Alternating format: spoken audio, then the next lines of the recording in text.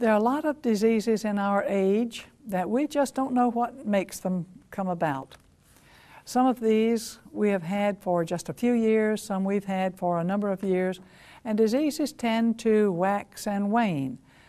There are several of these that we're still in the waxing phase. They're not waning yet. We'd like to talk about some of these diseases in this program, and we hope you'll join us for it. The following program presents principles designed to promote good health and is not intended to take the place of personalized professional care. The opinions and ideas expressed are those of the speaker. Viewers are encouraged to draw their own conclusions about the information presented.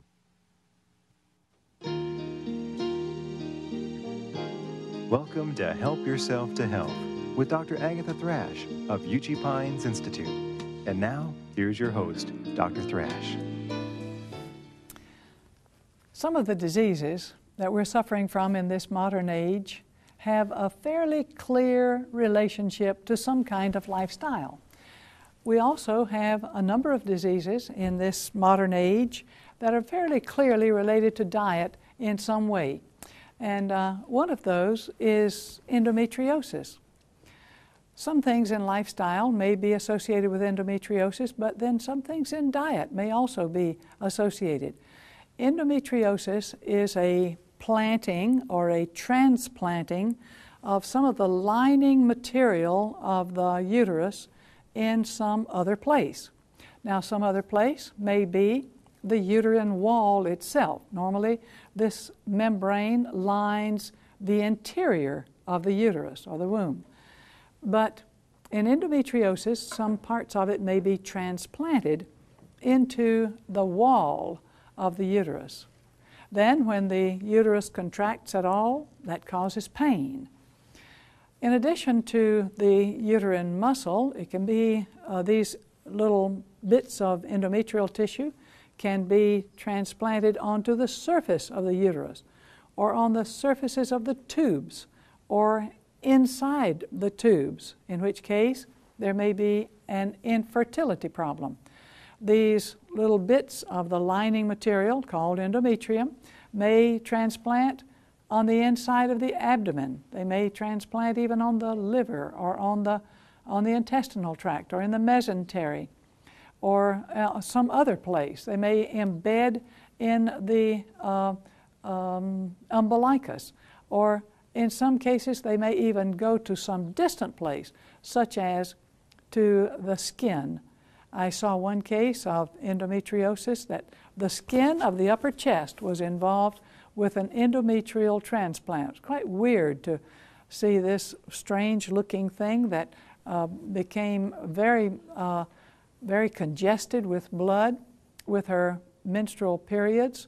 And then when the tumor was taken out, it had very typical lining material, the same kind of thing that we find in the lining of the uterus.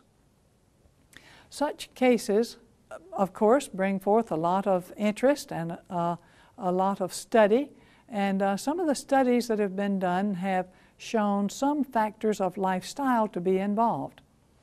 Some have felt that sexual excitation during the menstrual period may be involved in endometriosis. The way that is believed to happen, if it does, it has not been proven, is that the contractions of the uterus at a time when the lining material is usually sloughing off, that these contractions cause certain viable portions, some little streaks of the endometrium that are still living. They have been shed, but they're still living, and they can be squeezed back along the lymphatics into the wall of the uterus, or can be squeezed out through the fallopian tube into the tube and out into the abdomen, where they can implant on the ovaries or on the tubes themselves or in distant areas. If this is true, we don't know, but it's certainly well worth the Bible injunction to avoid marital relations at that very tender time of a woman's monthly cycle. Now, another theory as to how endometriosis occurs has just been published a very short time ago. This one included 70 patients with endometriosis who had various studies done on their tissues and on their tissue fluids, and all of the fluids and the tissues showed a high level of iron. And the researchers came to the conclusion at the end of their study period that they were dealing with something having to do with iron metabolism, or perhaps even iron overload, that it might have to do with the origin of endometriosis. Now, whatever its origin may be, we do know what it is, where it implants, and what kind of symptoms that it gives. These are usually a worsening of symptoms just before and at the time of the menstrual flow, these symptoms being largely pain, maybe pelvic pain, maybe pain on the floor of the pelvis, or in the abdomen generally, or in one side or other, or in any place where there is an implant of the endometrial tissue. As the endometrium swells just prior to the onset of the menstrual period, that swelling causes pressure on adjacent nerves, and that, of course, can cause the woman to feel quite a lot of pain.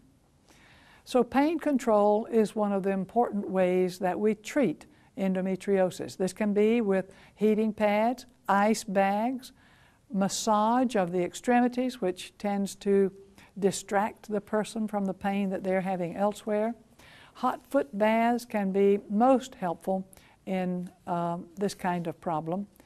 And then a very spare diet can be helpful in endometriosis. Some of the anti-pain herbs are such things as white willow bark, some of the anti-inflammatory herbs such as hawthorn berry or stinging nettle or kava or dandelion, a number of these anti-inflammatory agents. Flaxseed is also an excellent anti-inflammatory agent and can be an excellent remedy in endometriosis. Now, an interesting feature of endometriosis is that it will eventually sort of burn itself out, because every month there is a bleeding from these implants as well as from the lining of the uterus because of the hormonal cycles that involve these implants as well. After a little while, the pressures on the inside and the scarring that comes from the bleeding, the repeated bleedings, will cause the implant to just sort of burn itself out. So if the woman can tough it out for long enough, the time is coming when she will be better with endometriosis. Now, another thing I would like for us to discuss is that of pollutants in modern society. And I have Dr. Don Miller, who is going to talk with you about pollutants, and he has become aware of these as he has traveled around. So, Dr. Miller, would you tell us something about pollutants? Well, I look fondly back at the days when your main pollutants you had to worry about stepping in. Now you have to worry about breathing them. Now, I've been in some cities in the world that are sort of noted for the amount of pollutants in the air.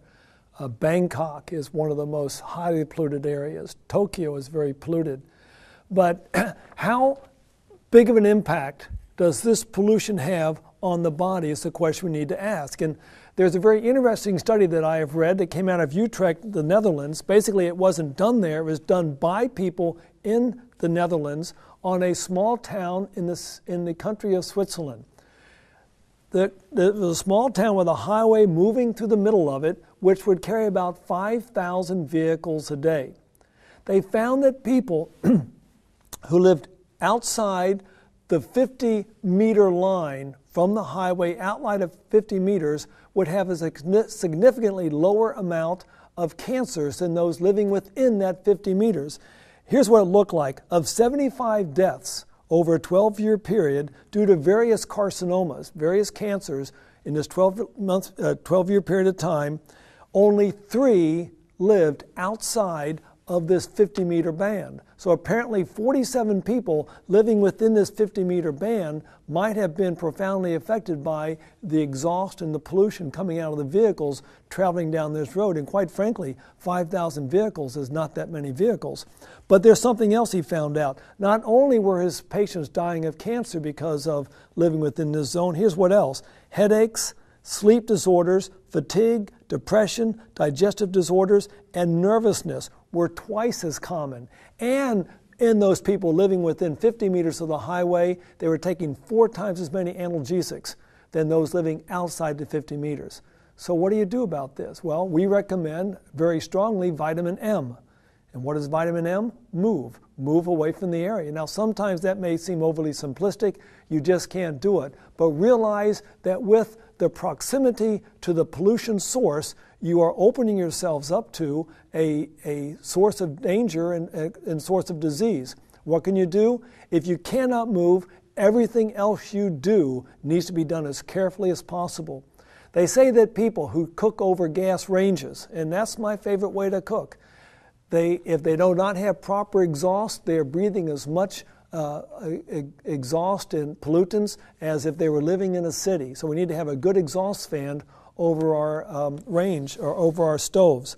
But another very interesting one I found in looking through the internet, chemicals in newly installed carpets. We have this problem called outgassing. Almost everything nowadays outgasses. Our paint has antifungal agents.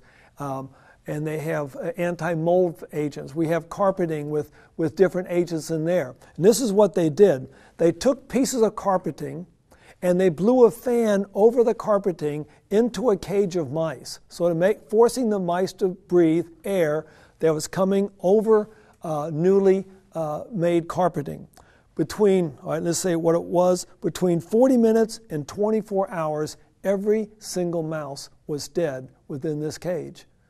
Now, a mouse is very small. It doesn't have the capacity to basically take care of some of these pollutants. But what do we do when we have a home that's wall-to-wall carpeting? Our drywall has agents in there. The paint on the drywall. The curtains have agents in there. The upholstery on our sofas and our chairs all have outgassing agents. And we're living in a very potent stew of pollutants. And it's not the healthiest thing. Now, some people, because of vital capacity, because of good genes or whatever, good lifestyle in other ways, are protected. But some people are profoundly affected by the stew that they're living in.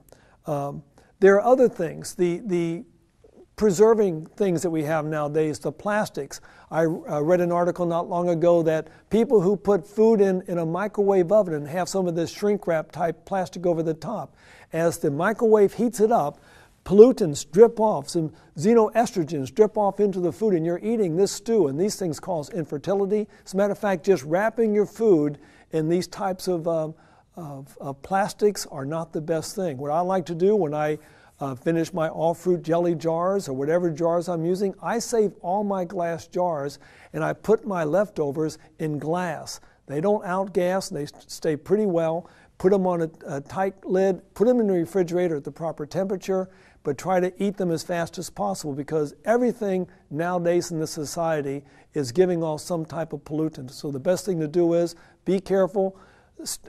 If you're going to move into a new home, they're building some new homes at Uchee Pines right now, and maybe someday we'll finish one and I'll move into it.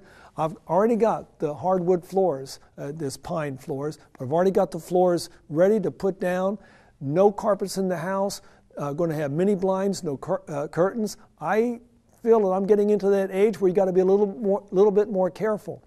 And you might be in that age too, but no matter how old or how young you are, take care of yourself beginning right now, and you might find some real benefits along down the road. So Dr. Thrash, this pollution thing is a major problem. Yes, it is. And did I miss it, or did you not mention about cigarette smoke? Well, you know, they find that cigarette smoke, a person who smokes a cigarette in a room and then leaves the room, the effects of that cigarette remains in that room for 7 days. And that's in there. Now, there's another thing that's very interesting. sort of written by a very inspired writer some years ago, says that if a child, and we've all had this happen who are parents, remember you're sitting there sleeping and your little child goes, can I sleep in bed with you? If the parent smokes, father or mother smokes and the child sleeps with them in the bed, we're not talking about the parents smoking in bed, we're just talking about the aura that comes off the person. That person will have weakened lungs and could be affected for their entire lifetimes. Just being around where someone has smoked. It's great that we're moving to the area nowadays where people are not allowed to smoke in public areas. I love our airports. You walk down through our airports in America, and every once in a while you come to a glass cage, and inside this glass cage are death-defying people all smoking their cigarettes. You go to other countries, and people are smoking everywhere, and it's pretty tough to take, but cigarette smoking is an unbelievably dangerous thing in our society, Dr. Thrash. We need to be careful. Now, I used to think that this idea that just the skin of a person with a smoking history would exude materials that would cause a child to be affected by it. I thought that that was probably a little overstated until some major research came out showing that it indeed is true, that even the skin and the breath of a person who is a smoker can affect their child, their unborn child as well. Now I'd like to talk just a bit about the eyes. It's the most marvelous organ, one of the most marvelous organs in the entire body. It's a precision organ. Something in the eye is constantly moving. The diaphragm of the eye is constantly opening and closing for the available light. The lens of the eye is constantly changing its shape because of the distance that we're looking, whether it's long or short, and the changing of the eye, just to look from a long distance to a shorter distance to a very short distance or to a very distant object. The lens has to make some major changes. Very precision instrument, the eye. So are there some special things that we should do to take care of it? And the answer is yes. We have a lot of diseases of the eyes and the structures that are near the eyes that we should be aware of. And I would like to talk with you about a few of the things that have to do with conjunctivitis. This is an inflammation of the sac, the moist sac that covers the outside of the eye. If you pull your eyelid down, you will be right in the conjunctival sac. A germ can get in there, or you can get injured because of trash or a bug or something that falls in the eye, or some fumes that or chemical that comes into the eye, so that you can get an irritation that can be followed by an infection. So what can you do that will help your conjunctiva? Well, it will be no surprise to you that the same things that we've always talked about are good for the eyes, are good for the conjunctiva. Vitamin A and foods that are high in vitamin A, such as apricots and squash, sweet potatoes, pumpkin, anything that's orange or yellow or deep green, all of the greens. The more deeply green they are, the more vitamin A they will contain. And that helps the conjunctiva. It helps to keep it moist, so people with the dry eye syndrome should emphasize these foods in the diet. Apricots can be very helpful to provide vitamin A. But now the B vitamins are also important for the proper conjunctival health. B vitamins help with the healing of diseases, the growth of new membranes, and so the B vitamins should, of course, be emphasized. Now, cataracts, this is a cloudiness of the lenses of the eye. This cloudiness tends to grow once it begins, so that the person who starts getting a cataract may wait for a good while before it gets so bad they can't see, before they have the lens operated on and a new lens put in. So what can help us with cataracts? Well, the same good fruits and vegetables that will help with the conjunctiva will also help with the lenses. But then there is another whole class of foods that should be avoided, and these are the dairy products. I have here a number of the dairy products that have as their offending agent that of galactose. Lactose is the principal carbohydrate in cow's milk or breast milk either, and lactose may cause a serious problem for the eyes in adulthood. So people who are prone to cataracts should eliminate dairy products because the lactose comprised of glucose and galactose can break down or does break down during the digestive process, and the galactose that's released is the offending agent for the lenses. Then, of course, the total fat that one takes in can affect the lenses as well. Butter and margarine, these are very injurious to the lenses of a person who is prone to get cataracts. Now, what about salt? The excessive use of salt and very salty foods can also affect the production of cataracts. Glaucoma is an increase in the pressure inside the eyes, and anything that will increase the blood pressure will also increase the pressure inside the eyes.